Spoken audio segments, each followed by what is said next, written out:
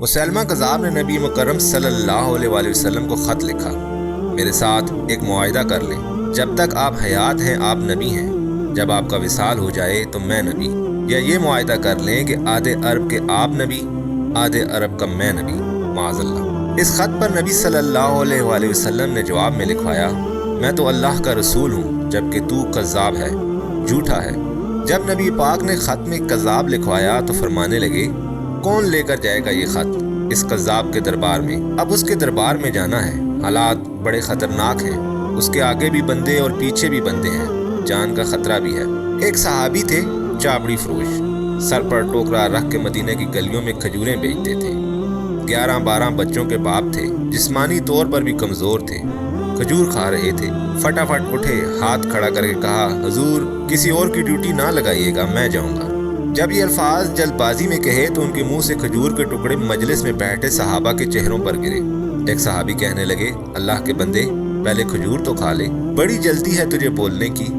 مسکرا کے کہنے لگے، اگر کھاتے کھاتے ڈیوٹی کسی اور کی لگ گئی تو کیا کروں گا، مجھے جلدی ہے۔ حضور صلی اللہ علیہ وآلہ وسلم نے اپنا نیزہ دیا، گھوڑا دیا اور فرمایا، ذرا ڈٹ کے جانا اس کذاب کے گھر۔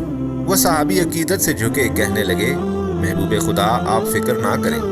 صحابہ کہتے ہیں وہ اس طرح نکلا جیسے کوئی جرنیل نکلتا ہے، اس کا انداز ہی بدل گیا، اس کے طور طریقے بدل گئے، وہ یوں نکلے جیسے کوئی بڑا دلیر آدمی جاتا ہے۔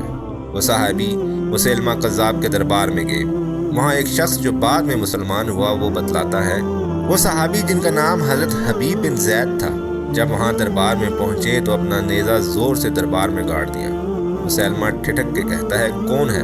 آپ غصے سے فرمانے لگے، تجھے چہرہ دیکھ کے پتہ نہیں چلا کہ میں رسول اللہ کا نوکر ہوں؟ ہمارے تو چہرے بتاتے ہیں کہ نبی والے ہیں، تجھے پتہ نہیں چلا میں کون ہوں؟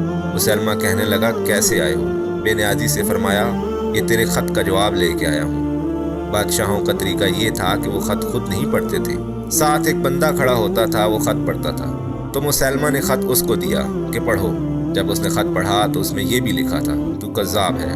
یہ جملہ وہاں موجود سب نے سن لیا، اکیلے میں ہوتا تو بات اور تھی۔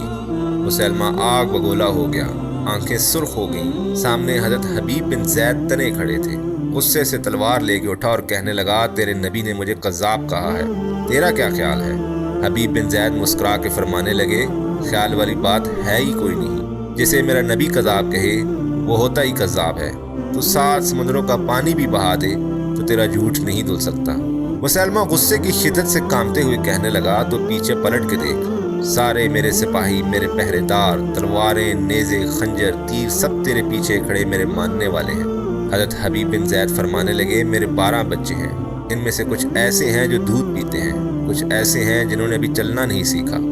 میں جب رسول اللہ کا پیغام لے کے نکلا تھا تو میں نے پلٹ کے بچے نہیں دیکھے، تیرے پہرے دار کیسے دیکھ لوں گا؟ تو جو جی میں آتا ہے کر، غلام محمد جان دینے سے نہیں ڈرتے۔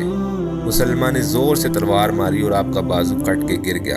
کہنے لگا، اب بول، اب تیرا کیا خیال ہے؟ آپ فرمانے لگے، تو بڑا بے وقوف ہے، ہمیں آزماتا ہے، ہمیں تو بدر سے لے کر احد تک سب آزما چکے ہیں، تو ابھی بھی خیال پوچھتا ہے؟ میرا خیال وہی ہے جو میرے نبی نے فرمایا۔ مسلمہ نے پھر تلوار ماری، دوسرا ہاتھ کٹ گیا۔ کہنے لگا، میں تجھے قتل کر دوں گا، باز آ جا۔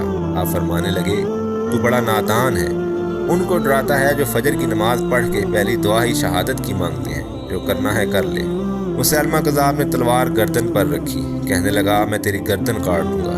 حبیب بن زید فرمانے لگے، کاٹتا کیوں نہیں؟ روایت کرنے والا فرماتا ہے کہ مسیلمہ کے ہاتھ کانپے تھے، تلوار چلائی، گردن کٹ گئی۔ ادھر مدینے میں حضور صلی اللہ علیہ وآلہ وسلم کی آنکھوں میں آنسو آئے۔ صحابہ کرام نے پوچھا، یا رسول اللہ کیا ہوا؟ فرمایا، میرا حبیب شہید ہو گیا ہے اور رب کریم نے اس کے لیے جنت کے سارے دروازے کھول دیے۔ سبحان اللہ، یہ تھے میرے نبی کے صحابہ۔